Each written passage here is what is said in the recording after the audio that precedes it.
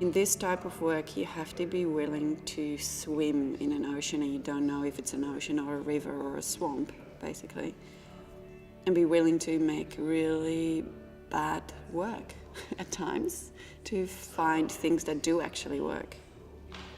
And it's very, I think, trial and error for everyone to even find out, which you can only do from the inside. You can't just sit back and make it all up in your mind what belongs in this world and what doesn't.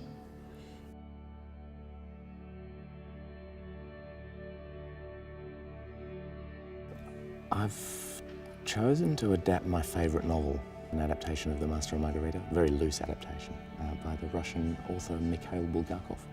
You're dealing with a writer who was very much silenced by the authorities of the time, couldn't get anywhere within the system, and he writes this novel which is an amazing fantasy of the oppressed man, and thereby became this sort of incredible, much-loved work by people everywhere who felt that it gave voice to some sort of beauty of being an individual in a crazy world. And I feel that context changed and political systems changed, but that kind of ability for art to talk to the individual and the individual's imagination is timeless. We are always going onto the stage looking for ways of translating ideas and images and doing so in quite an abstract way. Images evolve and disappear again. Characters are not necessarily fixed.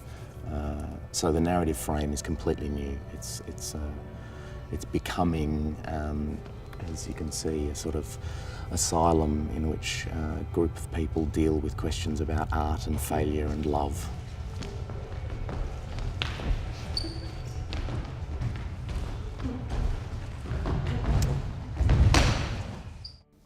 Part of the reason we work with the group and with familiar people as much as possible is because it does create an environment of trust where risk is possible.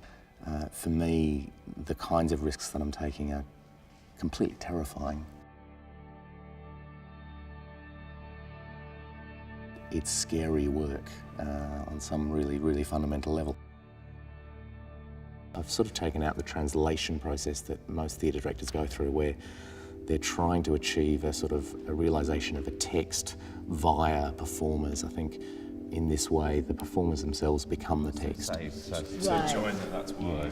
I think she needs to shut up now. I almost want to, I don't want to let Eva to get emotional. I don't ever want to hear, tell her to shut up. It's more like, really, this is too weird. Right, okay. Yeah. We know each other really well on the floor, so there's an inherent trust that then happens. Risk is incredibly important in terms of making work and in terms of viewing work. I think audiences need to take a few more risks.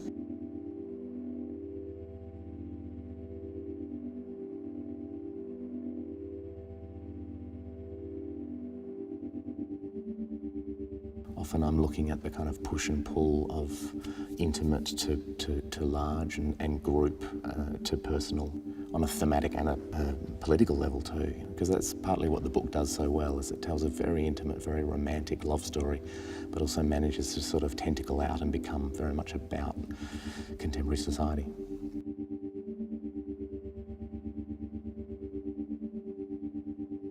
The aim is to create an event that really has a uniqueness that night, every night. And in that way, I think it's a bit more like being in a rock band or something like that, where you have to connect to the audience.